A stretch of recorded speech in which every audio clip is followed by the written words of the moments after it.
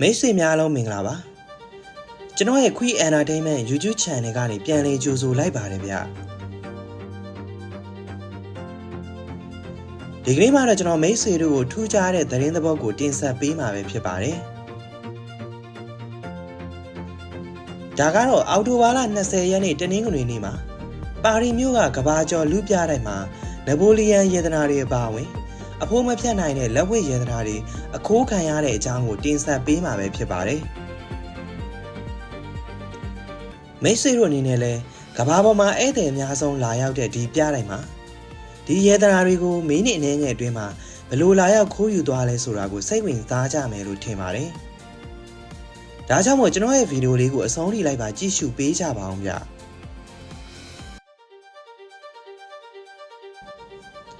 အော်တိုဘာလ20ရက်နေ့ကပြင်သစ်နိုင်ငံမြို့တော်ပါရီကကဘာကျော်လူပြတိုက်မှာတော့နပိုလီယန်ယေဒနာတွေအပါအဝင်အဖိုးမဖြတ်နိုင်တဲ့လက်ဝတ်ယေဒနာတွေကိုတနင်္ဂနွေနေ့ကအခိုးခံလိုက်ရပါတယ်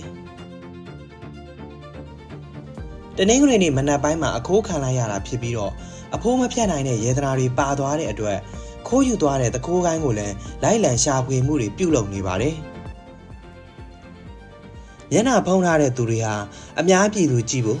မနက်ပိုင်းပြားတိုက်ဖွင့်ချိန်မှာတော့ပြားတိုက်ပြီးပထမတက်ကိုကားမှတက်ထားတဲ့ဆက်လီကားနဲ့တက်ရောက်ပြီးဒရင်းမကိုချိုးဖြတ်ကဝင်ရောက်ခိုးယူခဲ့တာဖြစ်တယ်လို့ပြင်သစ်ပြည်ထောင်ရေးဝန်ကြီးကပြောဆိုထားပါတယ်အချိန်အားဖြင့်ကတော့မိနစ်ပိုင်းသာကြာခဲ့ပြီးယေဒနာတွေကိုယူကာမော်တော်ဆိုင်ကယ်တွေနဲ့ထွက်ပြေးသွားခဲ့ကြတာပဲဖြစ်ပါတယ်တခိုးတွေဟာပြင်သစ်ဘရင်ယေဒနာတွေထားတဲ့ပြကန်းကိုအဓိကထားဝင်ရောက်ခိုးယူခဲ့တာဖြစ်ပြီးတော့ယေဒနာပစ္စည်း9မျိုးပါသွားကြောင်းတာဝန်ရှိသူတွေကပြောဆိုထားပါတယ်တတိယမြောက်နပိုလီယန်ရဲ့ကျင်ရတော်ပိုင်ဆိုင်ခဲ့တဲ့တရက်ဘူးတစ်ခုကိုတော့ပြတိုက်အနီးမှာပြန်လည်တွေ့ရှိကပြုတ်ကျကြံခဲ့တာပဲဖြစ်ပါတယ်အခိုးခံရပြီးနောက်လူပြတိုက်မှာဝင်ရောက်ကြည့်ရှုနေတဲ့အများပြည်သူကိုပြန်ထွက်စေခဲ့ပြီးတနင်္ဂနွေနေ့တနေ့လုံးပြတိုက်ကိုပိတ်ထားခဲ့ပါတယ်ပြင်သစ်ပြည်ထောင်ရေးဝန်ကြီးဌာနရဲ့ပြောကြားချက်အရတော့လက်ဝတ်ယေဒနာတွေကို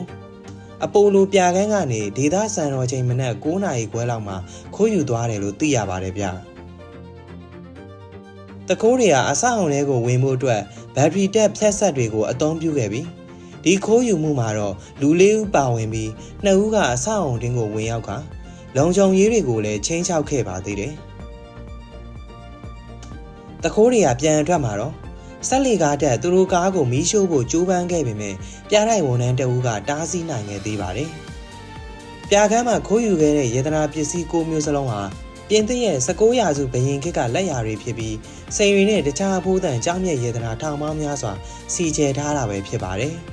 ။အဲ့ဒီထဲမှာတော့တတိယမြောက်နပိုလီယန်ရဲ့ကျင်ရတော့အေဂရီယူဂျင်နီပိုင်ဆိုင်ဘူးတဲ့ရင်တို့တစ်ခုနဲ့မြားကြောင်နှဆွဲတရံတို့ပါဝင်ပါတယ်။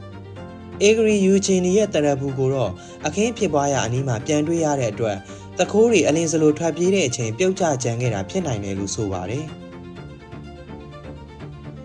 အဲ့ဒီတရက်ဘူးမှာတော့ရွှေလင်းရုံရုပ်တွေပါရှိပြီးစိန်1354လုံးနဲ့မြားကြောင်56လုံးစီချယ်ထားပါတယ်။ဒီယေဒနာပစ္စည်းတွေဟာငွေကြေးတန်ဖိုးထက်သမိုင်းဆိုင်ရာအဖို့မပြတ်နိုင်တဲ့အမွေအနှစ်တွေဖြစ်လို့နေပါတယ်ဗျ။ဒီပြတိုက်ထဲမှာဆိုရင်တော့တမိုင်းဝင်အဖိုးမဖြတ်နိုင်တဲ့အမွေအနှစ်တွေနဲ့လီယိုနာဒိုဒါဗင်ချီရဲ့မိုနာလီဇာပကြီးကားကိုလည်းပြသထားတဲ့ပြတိုက်ပဲဖြစ်ပါတယ်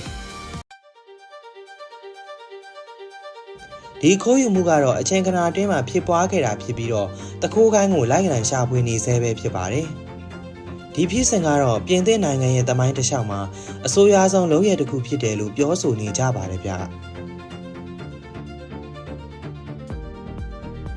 ဒါကတော့ပြင်သစ်နိုင်ငံပါရီမြို့လူပြတိုက်မှာတော့နပိုလီယန်ယေဒနာတွေနဲ့တန်ဖိုးမဖြတ်နိုင်တဲ့လက်ဝတ်ယေဒနာတွေကိုအော်တိုဘာလ20ရက်နေ့တနင်္ဂနွေနေ့ကခိုးခံရတဲ့အကြောင်းပဲဖြစ်ပါတယ်